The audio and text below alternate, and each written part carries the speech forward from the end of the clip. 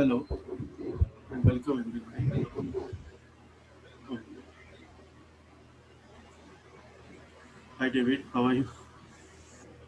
Hi, how are you, Tushar? Uh, so I think people are joining. Let's start. I think we are on time, so let's start today's session.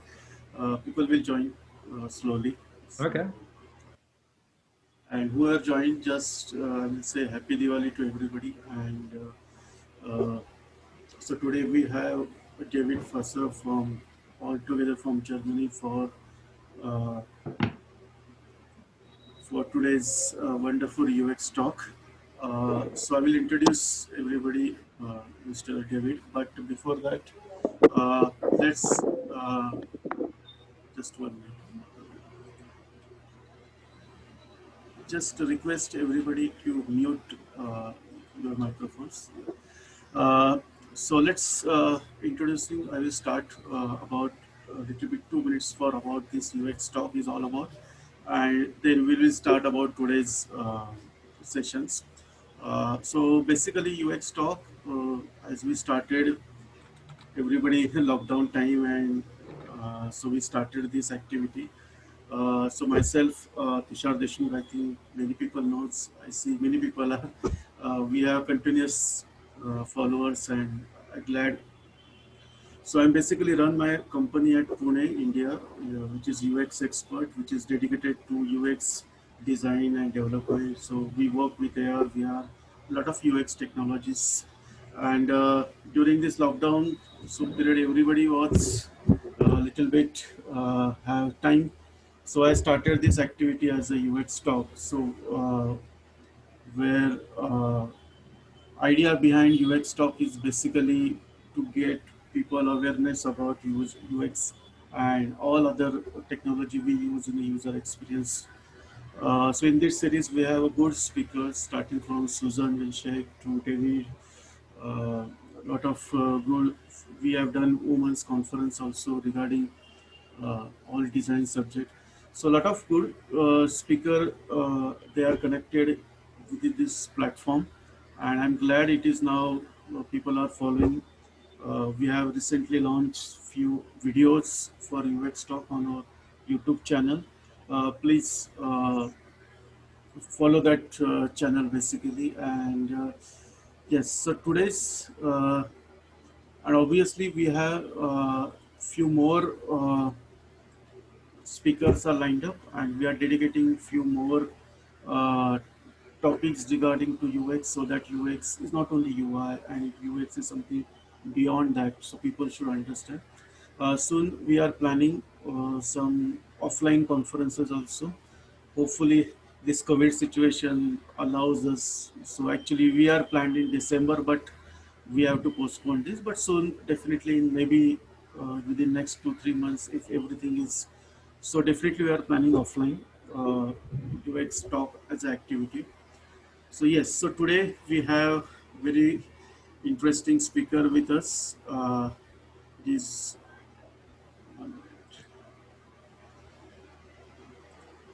so we have David Fusser. He's from is a founder and CEO of KADACON. He's in Germany.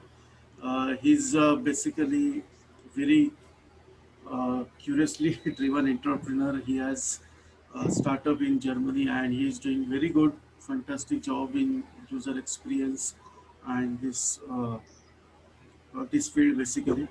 So today the topic which we are covering is a customer focus is a track, and the recipe for successful digital service is a user engagement. So basically today we try to discuss out few things, and maybe you can say some misconception about user engagement and what is importance, when you talk about a customer, because as a UX we definitely have confusion over a user and term customer also. So let's explore what is the difference between the customer and user also, and how we can build this, for any successful product, how we can build this keeping user and then customer, because there is on UX front we have another term which is people are now talking about, that is CX also, that is customer experience. So many people have confusion and they get struggle to identify and what is exactly importance about the customer and user engagement. So David will talk on this. But before we start on this topic, I will ask David to introduce yourself a little bit about your journey, how you started, and your what is your career, and because I believe everyone's journey is very inspirational for everybody, and there are a lot of people globally want to make career as a as a UX practitioner, or maybe some startup. So basically, you can start with your journey, then what you do basically, and later on we will definitely talk about your other activities as a conclusion, so that. So I just we can we can brief our audience about your journey and how you started as a UX. Yes, sure. Well, thank you very much for having me. First of all, happy Diwali to everyone. I learned that a few days ago that this is a big holiday during this weekend for us. But thank you very much for inviting me to your community. And I hope I can share some of the knowledge that I've gathered during my journey so far. So my journey, just really simple, is that I've always been interested in people and I didn't know what to do it at first. So I studied management.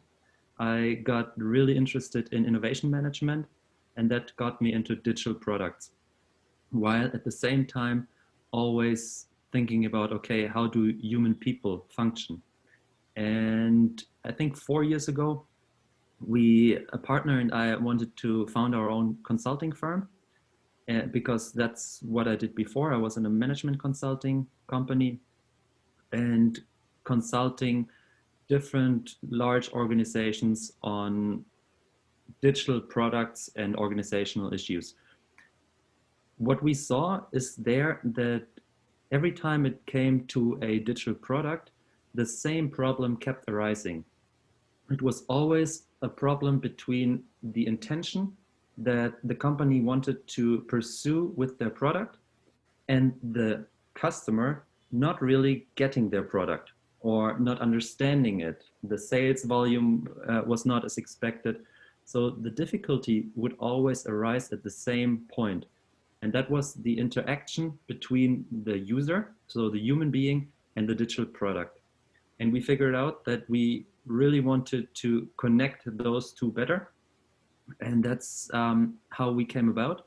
So basically, what our company does is we want to help other organizations create better, more successful digital products and services, which would also sometimes lead to entire business models and the organization that wants to support that development of a digital product.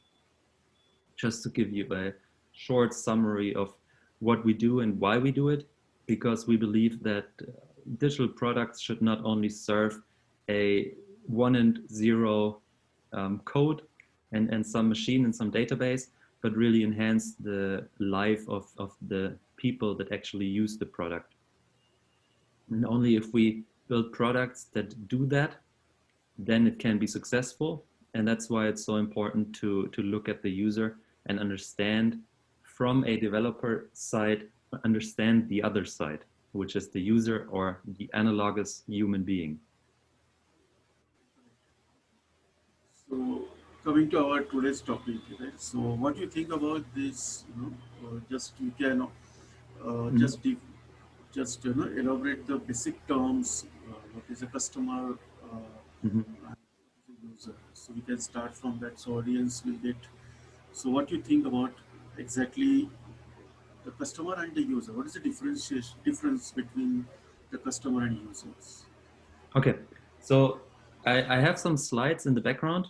I will start without them and then jump to them because it might make it easier to understand some of the concepts that I'm talking Sure, about. sure, sure. But in a really general term, the difference for us is simply a perspective. So it's simply about what do you call your customer or your user, which is your perspective on who you are trying to build the product for. And I believe, especially in user experience, UX, UI, a lot of people already understand that it's about the user. You need to make it for a user.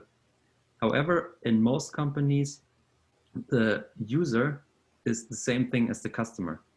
And then the product manager or the CEO or some other person that influences the user experience designer or the person responsible for user experience wants them to design something for the customer. And here I would like to share one picture. This one.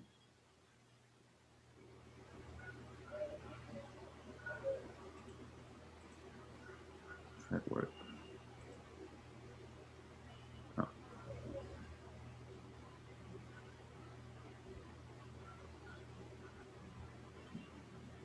Can you already see something? Yeah, it is loading. Yeah. It's loading? Yeah, it is loading. Can you see something? Yes, yes, we can see. Okay, so the customer and the user is, in our opinion, most of the time it's the same person, which makes it difficult. So in some instances, for example, for Facebook, it is clear that the customer is not the same thing as the user. So the customer is the marketing agency and the user is the one supplying the data.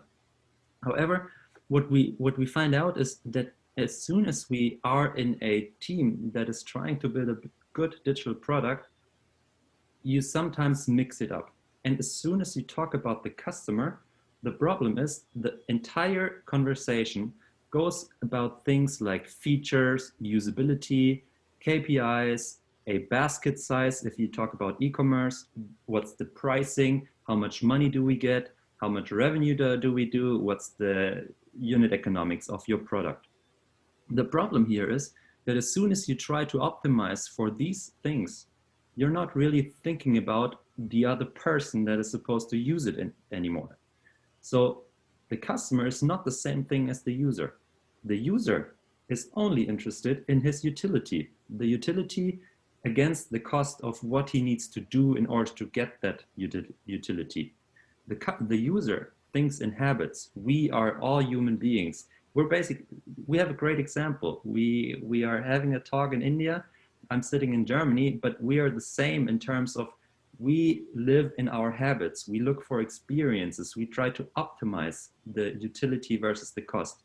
Maybe we are different in the way we do this, but in the underlying thing, the human being always works in the same way. To give you another example, which might explain it a little bit better, what's the difference between a user and a customer is the example of a learning app. So if you design a learning app from a user experience standpoint, it is clear that you need to focus on the child as the user. And only if that child is activated, only then you get your customer, which are the parents, to pay for the service. Now, a learning app might not be the most fun thing to do, but if you look at the garden hose, maybe this is the expression that we want our users to have when they interact with our digital products. And here the same thing holds true. If we only talk about the features of that gardening hose, how much pressure does it have, how long is the guarantee, what's the price, honestly, the user, this little child, does not care about all of these things. It wants to have fun, it wants to have a great experience, and that's why we believe it's so important to really understand the user, to really understand what the utility it is that they want to get out of it, how does the product fit into their habits. So if you take the gardening hose again, it doesn't make sense to build a stronger hose if you don't have the garden to use it for. And that's the same thing for a digital product. You need to think about how the user will integrate it in their daily lives and not only go for that customer side, which really goes toward that transactional thing. And the user side for us is really about how do we create value for the user. Right. So that means basically it is the user behavior is very, we need to study on that part also. Yes. Yeah. So great. So in context to the same thing, then uh, what is your take on how the user experience and user engagement Mm-hmm. are related basically? Because as a development company, when I start any project, so our goal is to give some product to the user, to our Mm-hmm. customer, and so their customer may have their own goals to complete, and as a and my users goals are maybe different. So how you can relate this with user experience at one point and Mm-hmm. user engagement at the other point? Mm-hmm. So for us, it's really important to understand how the user functions. So what is the underlying drive of the user? And I want to make another example that might make it easier to explain that. Mm, So the question is, how do we generate user engagement? And in the end, as I said earlier, the the user is a human being and we all work in the same way. So everything that we do is triggered by a trigger. Yeah? We need something that tells us, okay, we need to do something or we want to do something. That most of the time does not really happen within the digital product, but outside of it. So what we do from a user experience standpoint or to foster that engagement is that we can send push notifications, for example. The question there will then be, how do we do those push notifications? But we can talk about that in a little bit. But first, let's just look at that mechanism, how the user, that human being, functions. So we have a trigger, then we do something based on that trigger, and then we do expect a reward coming out of that action. And we need to understand, and just to make that as a little bit of an easier example, is on a pizza. So let's assume that I get hungry in the middle of the night. This is my trigger. Hunger is my trigger. It's an internal trigger that comes out of me. Then I go to the fridge and hopefully I find a pizza. Now you can argue whether pizza is a great reward or not, or something else. But if there's a pizza in there, this is my reward. So that means my digital product in that case is a fridge. And every time I get hungry, I go to the fridge. And if I get the pizza again, I get the reward and I will go back the next time because I know on my trigger, I use this app and then I get a reward for it. And now we can design about those or round about those mechanisms. So the question then is, how do we integrate that trigger action reward mechanism into our app? Or how do we put our app or our digital product, it doesn't have to be a smartphone app, but how do we do that into that product, into that mechanism of the user? And this is how we generate user engagement. okay, great. But so so here is a user engagement is coming out is a no, it's so important for any project manager should look. So can you elaborate on that thing, or why you believe this user engagement is important whenever you design any or develop any product? Okay, so in the end, it's in today's world, there are millions of digital services. So it's all about how do we engage our user. The more engaged a user is, the more likely he or she is to come back to use our product. So the general term right now is that most people use the same 8 apps every day. And if you do not make it into those 8 apps, basically you're not relevant anymore with your digital product. This is just a very general concept of why user engagement is so important. The question then is, how do we measure success in our digital apps? We measure success in terms of downloads, in terms of sessions, or how often do the user come back to our product, how long do they stay, how much do they refer it to their friends, and stuff like that. So those are the measures of our success, and you can find probably 100 different definitions of what are the KPIs that you need to look for in terms of how do you measure success. But the one thing what they all have in common is that you can only measure them after the user interacts with the product. And those are just results that are a result of what you generate in the beginning in terms of how do you engage the user. And this is our argument why we believe that the user engagement is the focal point of a successful digital product, because if you cannot engage the user, your downloads will not soar, the people won't come back, you will have less daily active users, less monthly active users, they will leave your product because the retention that will then turn to a higher churn rate, to lower retention and stuff like that. So the central point to do, in our opinion, is to really focus on the user and engage the user with your digital product. And maybe I can show one more screen how we understand user engagement. Might make it a little bit more tangible. So for us, user engagement is somewhere the middle layer between code and user experience. So not in terms that user experience is solely the color of the screen, but for user engagement specifically, for us, we believe that it's the mechanisms, how the app or the digital service interacts with the user, not just what they see. In our opinion, you need to have great code. In our opinion, you need to have a great design. But if you have great design and your user only enjoys it once, just because the pizza looks nice, doesn't mean they will come back every single time. So that's why we believe that in order to create great user experience, you need to think about how do you solicit user engagement with somehow invisible mechanisms, and how can you play with those interactions.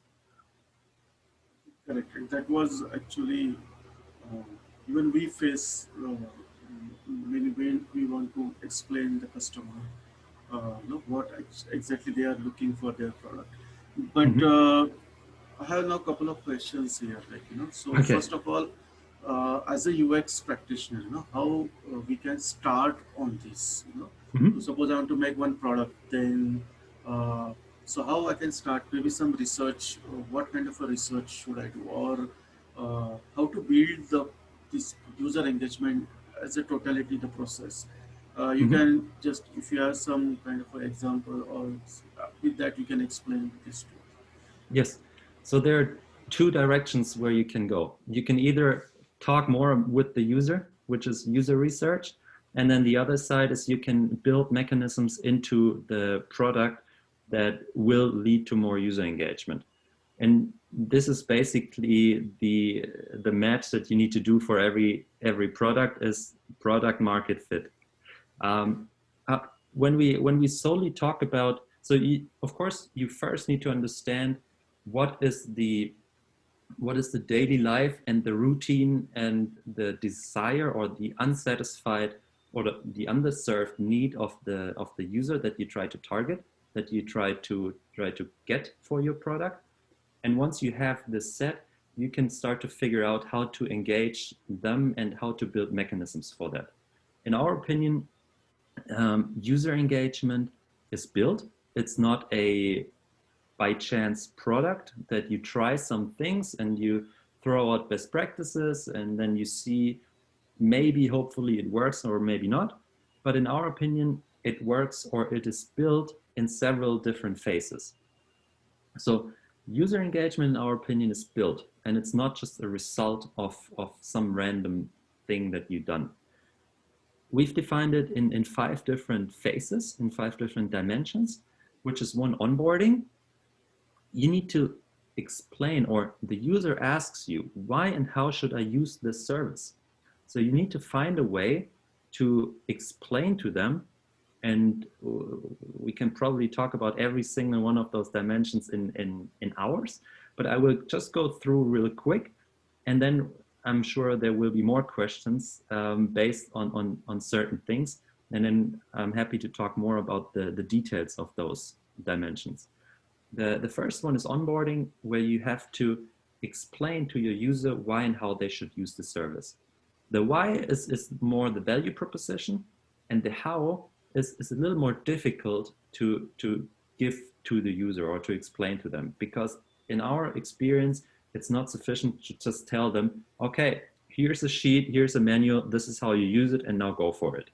The more complex a product is, the more difficult it is to get everything on one page or one screen and tell them, okay, this is how it works, and now you find your way. The next thing then, once you successfully taught them how they should use the product and why, you need to figure out what drives the user to come back to me. Why should I use it again? Once I had my first session, I played with it, it was fun, it was a great experience, but why should I come back?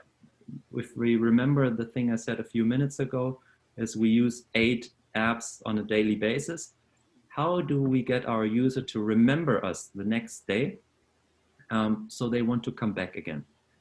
Then it is the action. This is the user, not the user experience, but this is more the interaction and the UI part, where you say, okay, how easy is the service to use? This is terms of the usability, but also, do the users know what to do once they open the product? The fourth thing then is the reward. How am I rewarded for my use? Is it just something, is it basically just a tool? Or let's take the example of a key. If you give your user a key to do something, to open a door, once they put it in, open the door, they said, okay, it works as it was supposed to work, but this doesn't excite any user and it doesn't create great user experience, even though we gave them exactly what they wanted. But we need to think about, okay, what can be behind that door that makes them happy or gives them a little surprise that they want to open that door again.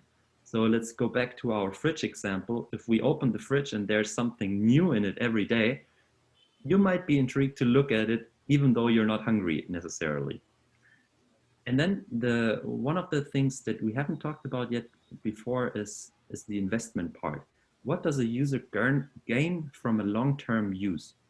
Meaning, only because they are happy and the key worked once, why should they come back and continuously use your product? And most companies right now do this as a kind of subscription model, that they try to build barriers of some kind of contract that you need to stick with them for a year. But if you look at successful services such as, for example, Facebook, you have all your friends and all your connections in there. LinkedIn is another great example. You don't build your network in another service just because there's a linked out service coming around, which might have great user experience design as well. But if you don't have that mechanism of an investment that people put into your product beforehand, they are more likely to change the product. And this is basically, those are the things that you need to think about and that you need to try to build into your digital product. So I think, as you said, so basically onboarding, trigger, action, reward, and finally the investment. So can you just elaborate, if possible, one by one, so that audience will Sure. get more insight about it, and they can learn from that. How Mm-hmm. you basically got success implying this as a user engagement model. Mm-hmm. So you need to stop me if I go too long, because I just love that topic, so I No, might no talk about problem. it No forever. problem. But I Yeah. try to Sure. be as concise as possible. So in the end, what we did is we tried to focus on three goals for each of those phases. So in the onboarding phase, we really want to have the user introduced to our service. The best way to do that is by experiencing the service. So let's make an example. If you have children, or I think most people can at least somehow um, see or get into that example. If you have children and your car is parked on the other side of the street, it's a big street, 4 lanes, and you live in the second story of that building. And then you can onboard your children because they need to. So, and the goal of the product basically is to have the children get to the car, come back, and get something out of the car for you. And now you can either, you have stage one. You can either tell them, hey, this is what you need to do. You just go walk down the stairs, you get this, and you come back. Well, this might work, but maybe not. Then there's a second stage where you can say, okay, this is exactly what you do. You go down the stairs, you open the door, you go to the street, you look right, you look left, you look left, you look right. Then if no car is coming, you cross the street, you take out the key, you open the door, you take it out. And this is something that most people do with their slideshows in the beginning of the onboarding. But what you could also do is you could take your child, go down the stairs, explain to them what you do along the way, step by step. Okay, now see, now we open the door of our house and we close it so nobody can come in. And then we go on the street, we stop because we don't want to be run over by traffic. We look left, we look right, and you do that entire process with them. And this is a great onboarding if you can figure out a way how you can introduce your user to what they are doing in your service by taking them by their hand and walking them to the car and come back. The next point is when does that registration needs to happen. So a lot of people put a registration, basically like a blocked wall in front of the user, first thing they do. So the first interaction with the product is, okay, give me your email address, give me all your data, and then maybe I can let you go and use the product. It's much better to have them, well, eventually they don't have to do anything, which might not be feasible in today's technological world because we need that account, we need that sign up, but it makes it easier for the user. The middle part is to have that registration at some point during the process. And this is important because the further you go with your user in the process, the more likely they have already built some interaction and some investment into your product. And this also heightens the chance or the ability of a service to build user engagement. And the third goal for onboarding is to give the user a first mission to do once they completed the onboarding. So if you now taught your children to cross the street, come back, and so on and so forth, the best thing you can do is, okay, now do it on yourself or by yourself. Now get another thing from the car. Because then the lesson is not, it's not, okay, let's go back to the sofa or the couch and watch TV again. But the thing is, okay, now do it again. We forgot the milk in the car, or we forgot something else in the car. And now you go do it again. So the three most important things in onboarding is one, how do you introduce your user? In what kind of way? Do you take them by the hand? The second one is the registration. How do you enable the user to save their progress? And the third one is a first mission and to get them going into their journey with your product.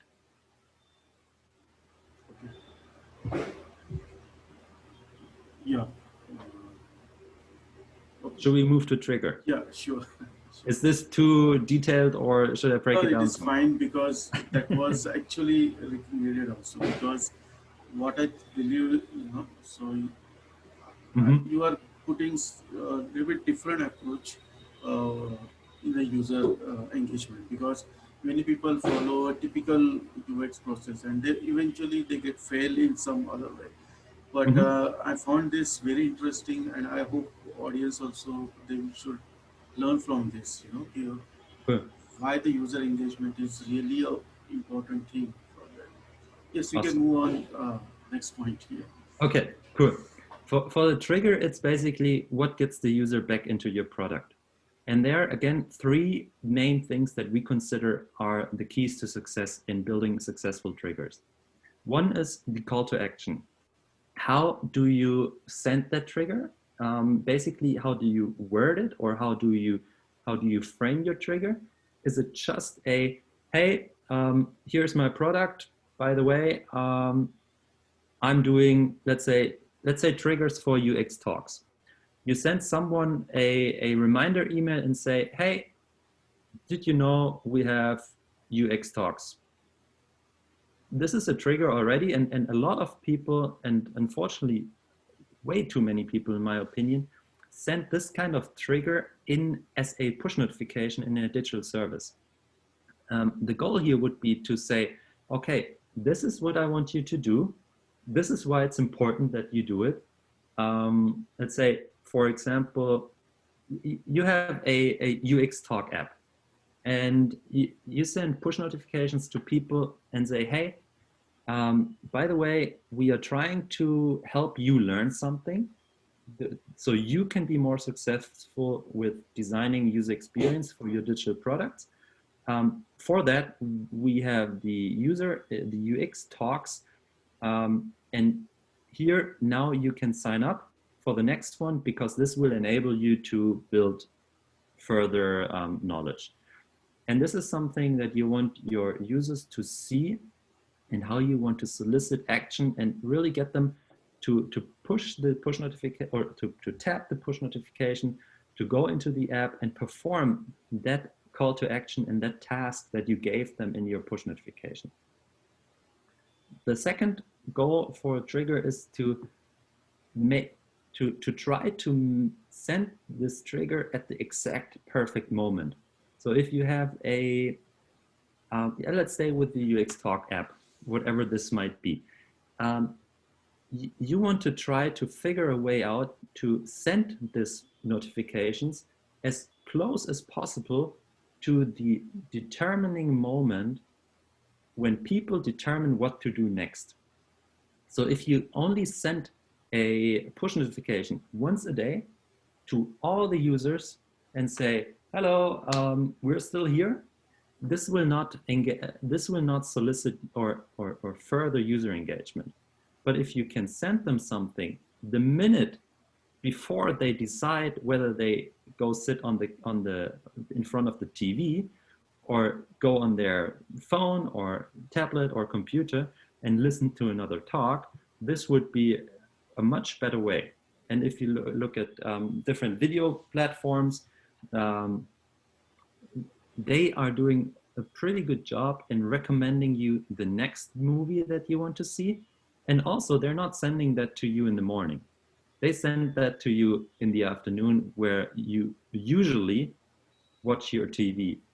And this is the moment when you try to send the push notification or any kind of trigger. It could be email as well.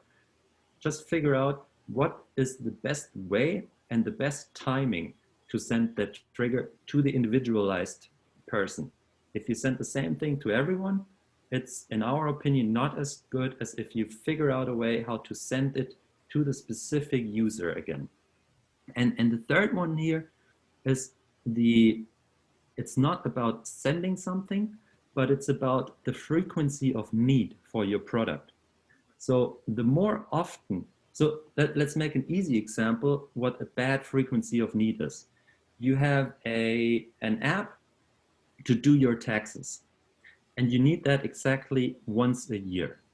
This will not, and the only thing that this app does really, really well, because we focused on the features, is send in your tax or your tax report, or however you call it. So you basically are optimizing for usability. You have a great user experience for that feature, but the people will not use the app for the entire year. But what if you would look at what do the people need, and how can we look at it during the entire year? Can they already put something in so they don't have to do it in the end of the year? Can they get feedback on how their taxes are processed and stuff like that? This is the part what we call the frequency of need. How often do we allow the user to experience that need in them? So if we look at Facebook, you can go on there every day and you don't even have to do something, or you don't even have to have the need to do something in it. You don't have to send some message to some friend. You might just go on there to just check what's up. And this is something that which has a really high frequency of need. So ideally, the frequency of need for a successful app is daily, and you now can figure out what kind of feature or what kind of screen or what kind of report could be valuable for your user, that they might want to look at daily or at any given time. Maybe in terms of progress, if you, let's make some UXTalk app up, if you can show them how much progress did they make, they might want to check it even though there's no talk going on at that moment. And that's the three things for trigger. So it's the need frequency, it's the moment when you send the notification, and it's the call to action, how you frame it for the user that they want to come in or not. Great, because I think many times we do mistake to identify those triggers itself, and we maybe unfortunately we maybe put on trigger at not required place, and we think we are sending user trigger but they are not responding. These things happen many times. So what you can do is you can look at what you're sending currently and ask yourself, do the people know what to do with it? Why should they react to it? If you tell them a concrete task and say, hey, do this because that, I suppose that your reaction rate will be much higher and your conversion rate for your triggers, and it's going to be more effective with that regard. And so next point is action now. Yes. Next point is action. So it's again 3 goals.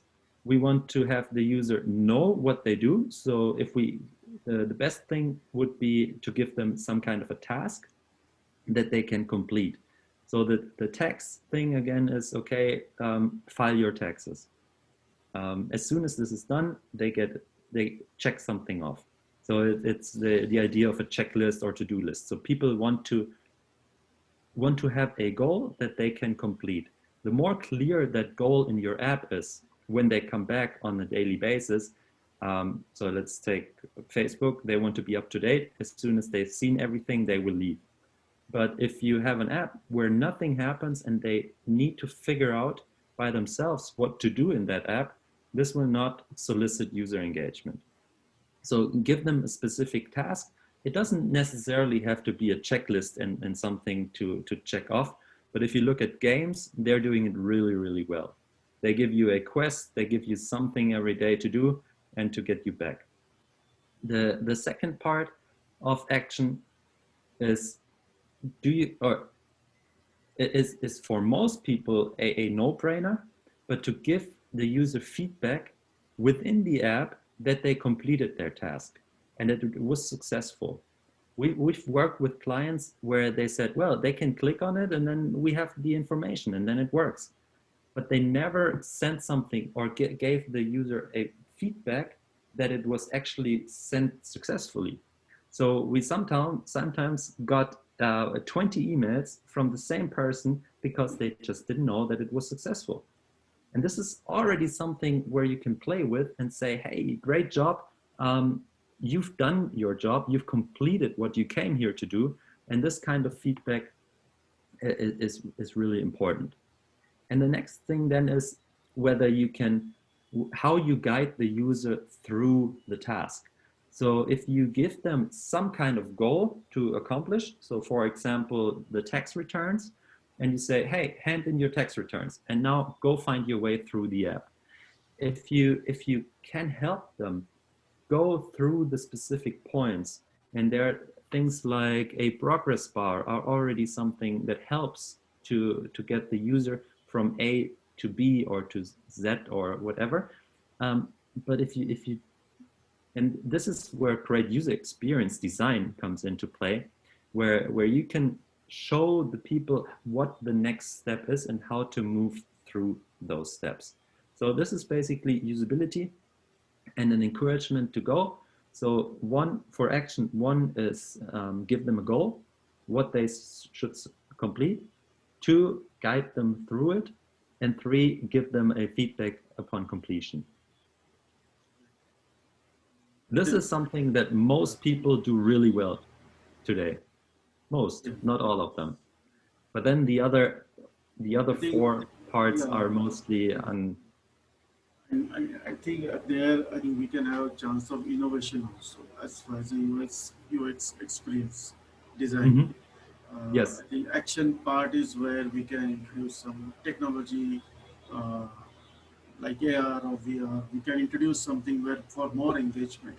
But I believe again that should be linked to again the correct research, because many times just for to sake of do some actions, I don't think that will be give again correct expectations what we are asking user to do. Yes. Yes. And really give them a clear goal, give them a clear task of what they do, so they understand once this is complete, I did a good job. And this is basically what every human being wants to do, especially in most of I know that this is the same case in India as well as in Germany.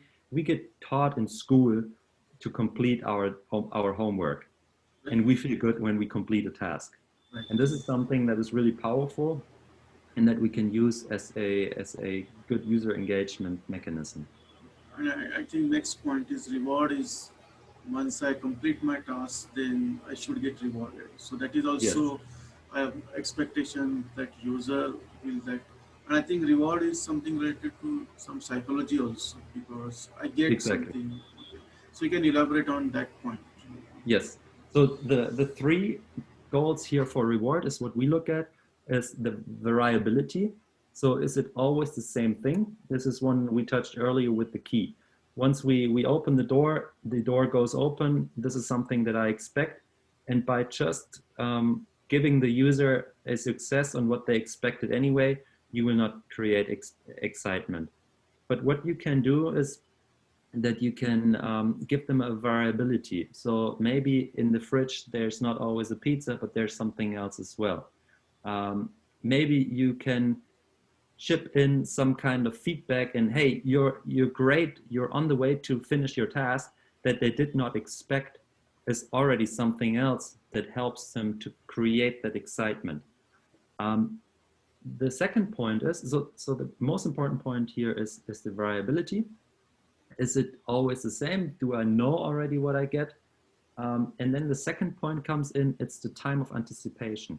So if we just hand out rewards all the time, they are not effective anymore, because our brain's functionality and our brain's energy goes up before we reach the reward or we get it.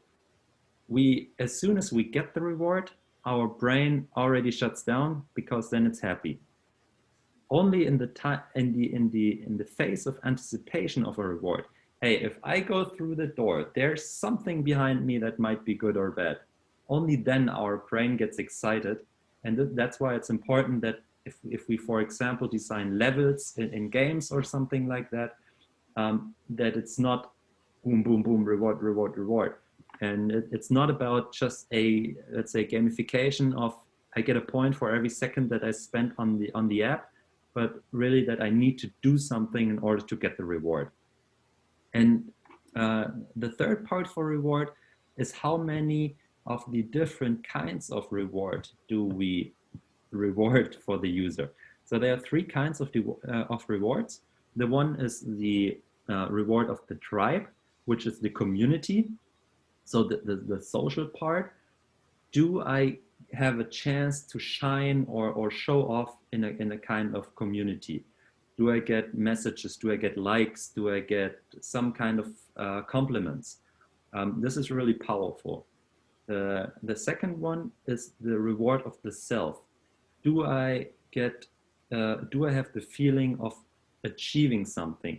The really low level of achieving something is just to complete a task.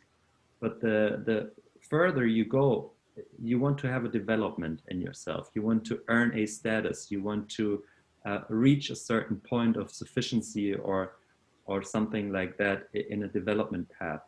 And the third kind of reward is the reward of the hunt. So this is then where it comes to trophies, badges, leaderboards, and stuff like that. But if you want to create a really successful thing, you try to give them rewards in all three of those categories. I think this is also interesting. You know, when a lot of customer side, we get that we need a rating and review system. So that is only what they were expecting. But Yes. just I don't think, and what you are just you put forward 3 points. So it is not just giving star system or you are giving some review, but Yes. user has to be more engagement with these three goals definitely. And now here Yes. comes, I think, the last point, that is investment. So Yes. then, Investment again has three goals for us. One is the question whether you actually show how much time and how much energy and how much effort they invested into your product. So you don't need to have a counter, but something that is really is a good best practice. Let's say best practice are things like building a gallery, which Instagram does really well, building a network, which Facebook and LinkedIn are doing really well, or other things like how much time did you spend on learning or reading a book, or how many things did you already do. One of the easiest examples here are frequent flyer programs, where they show you how many miles you've already had.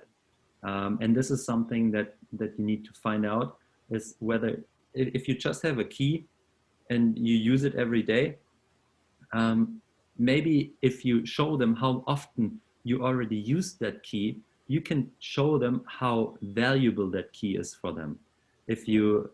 But this is maybe a little bit of a hopeful strategy, that if you just show them how often they use your app, they will realize the value, because again, you need to explain to your user why this is interesting for them. Just don't make them think too much.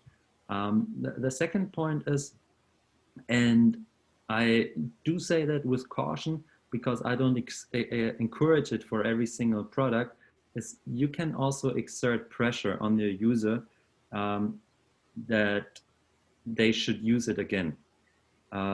This is something that I would never, ever recommend someone to doing it for their own gains. So only if the user, for example, says, I want to quit smoking, or I want to live healthier, and that's why I want to walk 5 minutes every day, then you can use this mechanism of exerting pressure and say, hey, if you don't do this today, you lose all of your investment that you've done. This is basically why something like streaks are so valuable or so effective. If you tell them, hey, if you don't walk 5 minutes every day, you will lose all of the things that you did. This is something the airline industry does as well, with taking away miles if you don't do that. And I will not advise, or I will not say, okay, do it like the airline industry, because this is, in my opinion, a self-serving mechanism.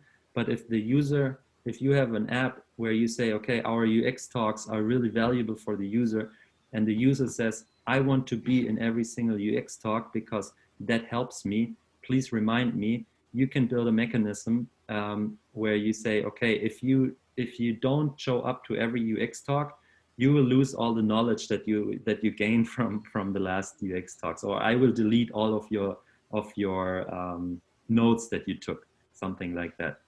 And the third one here for investment is the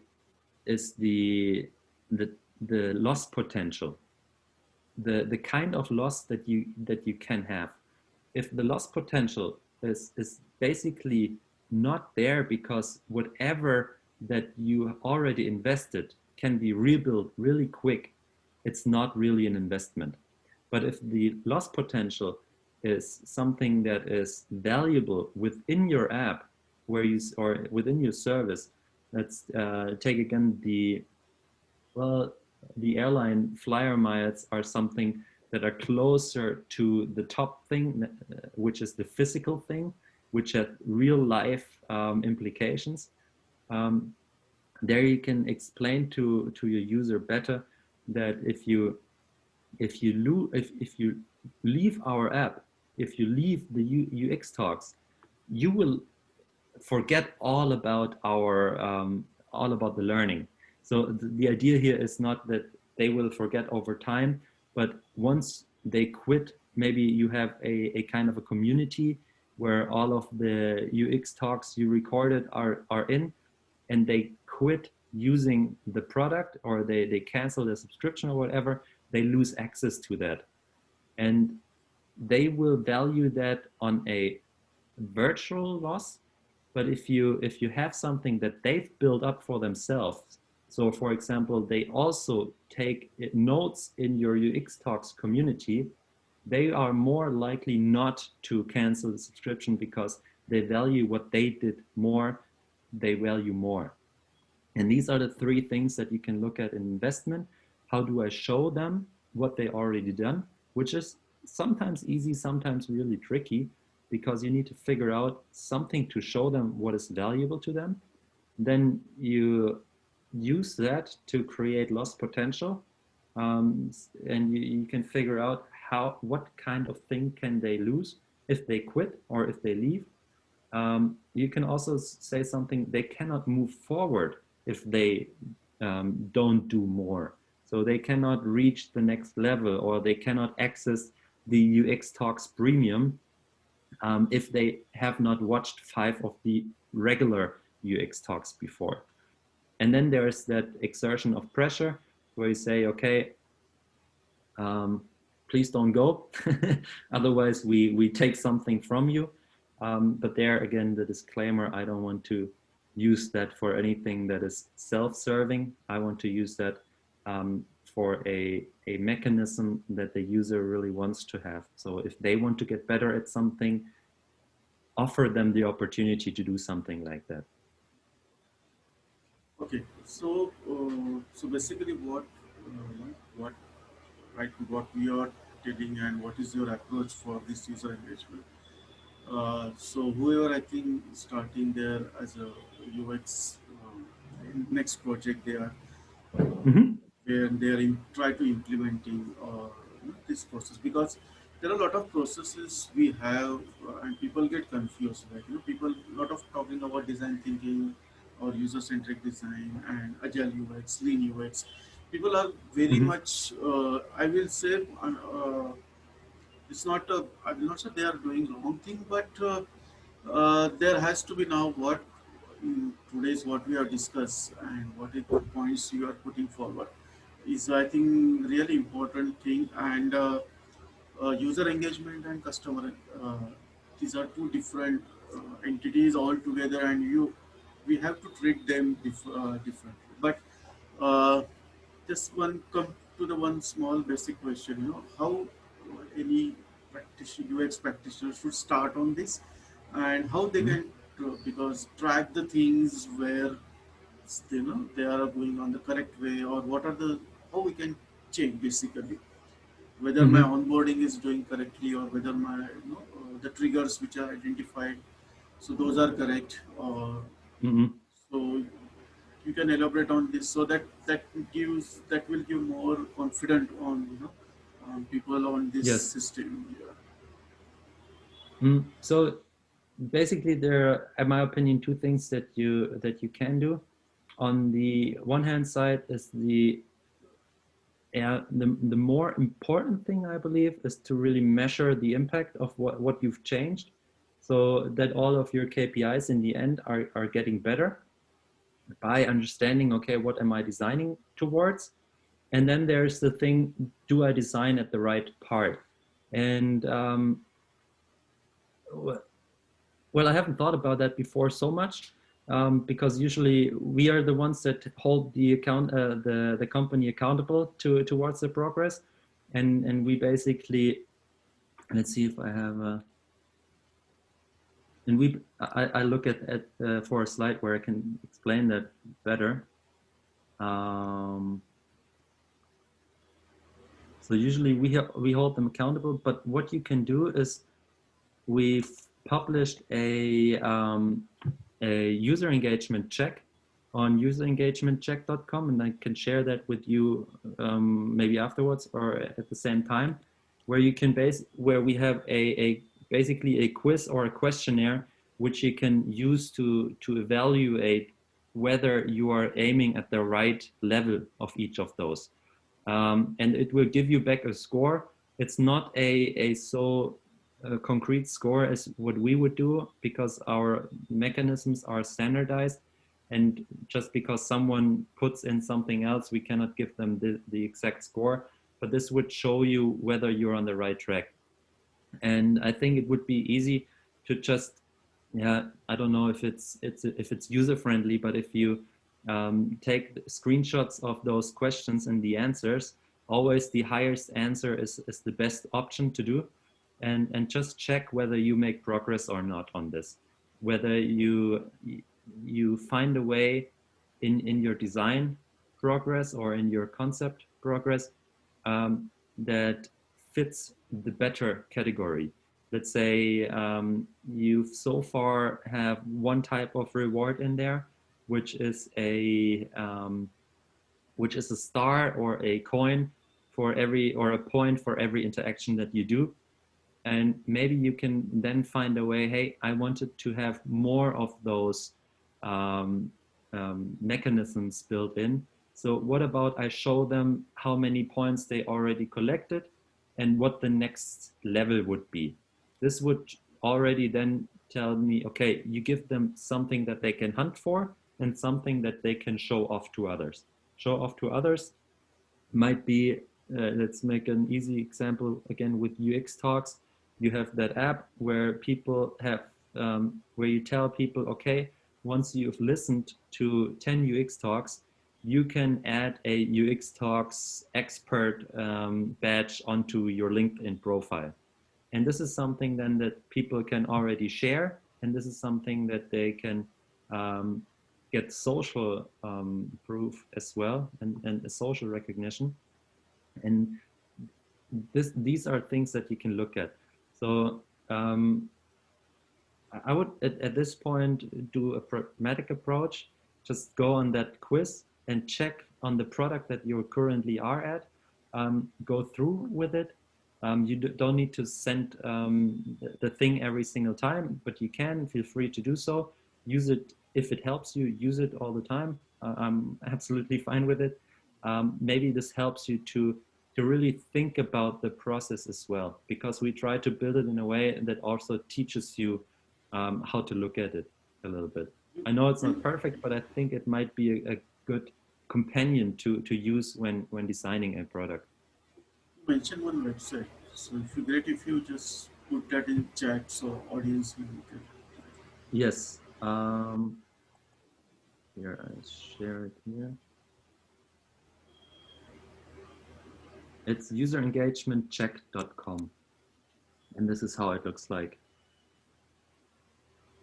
Okay. I have now. I think we can open floor for participants. I have some questions. So before Yes. We take question from audience, I have one last question. So how you can look at the future, and the futuristic the people are will expect from basically from UX industry, basically as an industry, because we are representing as a company. So where you find this will go, and the expectations are very, and I found the COVID situation is somehow for UX industry. I think they are helping some way, because now people will now come to us and they want to build something which is more user friendly, or maybe they are cautious about how I can touch here or no. So where you find how the future is about this user engagement is going with respect to again the post-COVID situation also, and Mhm. in situation like technologies growth, so because Mhm. our client is like they want everything from here and there, and they want something, they want all kind of features in their product. Yes. So but we have to tell them which is a good feature, which is a bad feature. So Mhm. what is your thought in this, how we are in future we're going from? Mhm. Mm, so I believe the future or the current state or the transition point at which we are right now is, and this is the first point I would like to make for that question, is I don't think it's enough anymore to just have a good design. So I think a good design, and if it looks good, is something that everybody can do now. I think especially for more successful and more relevant user experience designers or consultants or practitioners, is to really understand what the mechanisms and the engaging mechanisms are. This is basically the thing that I believe is the differentiator for within the community in the next few years. Um, and in terms of what do you need in terms of telling others how to approach this, I believe we need to find a better way to show and demonstrate how a design or concept A is better than a design or concept B. And to not only find out through A/B testing afterwards and say, okay, A was better than B because it generated more clicks, but to really explain in the beginning or make a more educated guess or demonstration of why you believe this is the better case, and not just show people, or not just say, okay, I will do it and I will show you then two options and you choose what you like better, but to give them more of a value proposition in terms of, okay, this will perform better because of, and then make the argument for your two or three or four examples and show them what the difference is. I believe that the near future of UX is a more educational part, that it's not enough to just do something, but to also show them why this is a difference. Um, Maybe through proof of concept. And let's just, I go back a few slides because I have something that resembles my argument here. So this is something which what we show people when they ask what this user engagement score um, that we derive at our analysis looks like. And this is something that we can show people and say, okay, look, if you only have a user engagement score of 30, you are down here. And all of these apps are more successful in engaging the user. And if you want to build a really successful app, you need to find a way to build in the mechanisms for user engagement so they're closer to here and that they're also better than your competitors. And then the second slide here is this one. And there you can see and this is what I mean by demonstrating and showing people what the difference is between what you do and if you don't do it. So this is basically the average impact of a 5+ points increase in the user engagement score, which is a score from 0 to 100. I did not really talk about that specifically, but this is basically based on the model that I've showed you before and that we discussed. This increases the review quota, so the reviews in the App Store per downloads, or the average daily session, or the average session length by this and that. And if you find a way for UX, and this is something that I believe is important for the UX practitioners and the industry as a whole, to better be able to demonstrate what the impact is, that their contribution is to the product. And it's not just, okay, I build a house and I call someone to paint it white or blue, and everybody who has UX in their LinkedIn profile can do it in the same way. But to show them as a individual practitioner what your contribution is, but as a industry, to show everyone outside of the industry that come to the UX community for help, to show them why UX is so valuable. And it's not just because we need it to look nice, but to really demonstrate what the difference is in having a good UX or having or not a good UX. Just anyone have any questions? Please, you can ask. You can put on a chat, or you can, if you want, you can directly ask. Just unmute your mic and you can ask.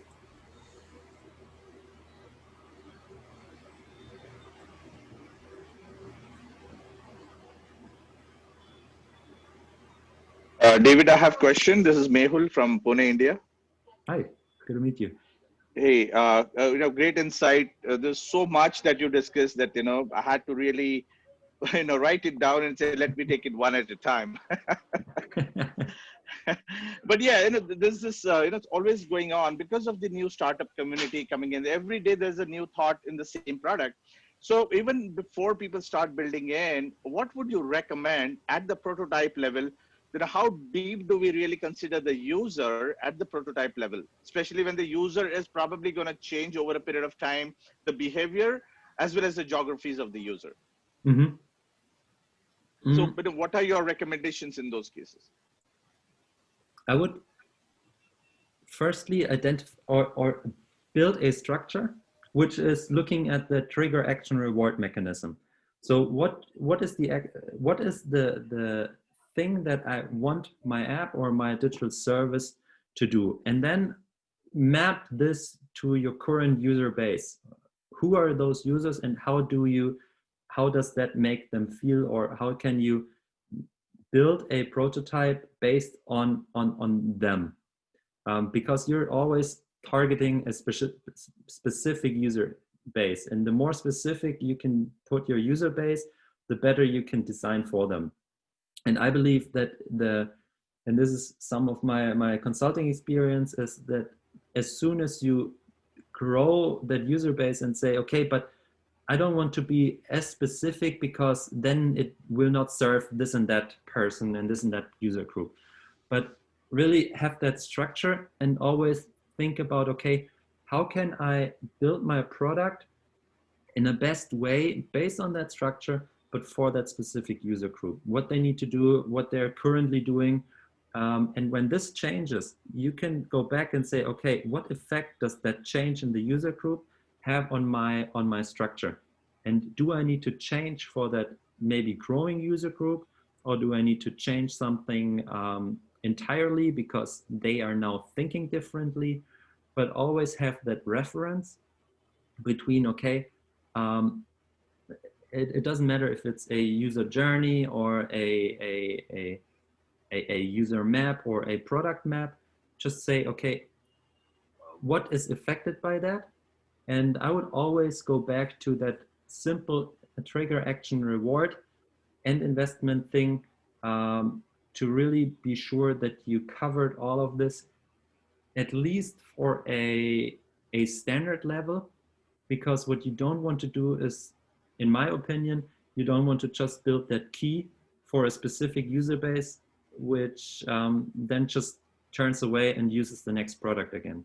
So I believe that even and I've seen pretty early prototypes now and MVPs that are just released to the App Store, for example, and also before that in a beta trial, that already have, with little effort, that thought about those basic things. So how do we onboard them? Okay, the onboarding might be too complicated, but let's go through trigger action reward and see that we design that basic user journey in the most broad sense, that we don't just build that feature and that functionality and hope that they adapt everything around it.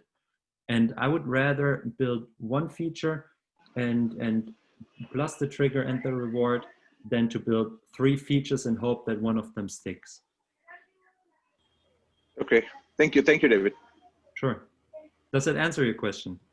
Yeah, it does. It does. Yeah. Okay. Because there's see, when you're working on a prototype, it always is a you're in a state of mind. It could go right, it could go wrong. Obviously, it's a prototype, so you can always rebuild it.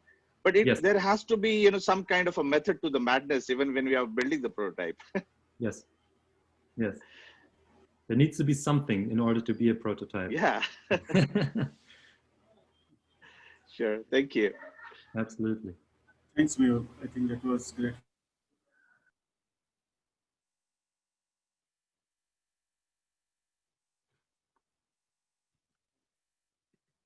Sorry, I was muted. Okay, sorry. Yes, I think, David, again, I will thank you for the great time. And I think definitely we discussed today, it is totally a different approach. Even the companies they are applying. And as a user, UX professional, basically, because there is a lot of hype is now for customer CX design thinking, and people are get Yes. confused over what to adopt. And so definitely you put correct things at the correct point in a different way.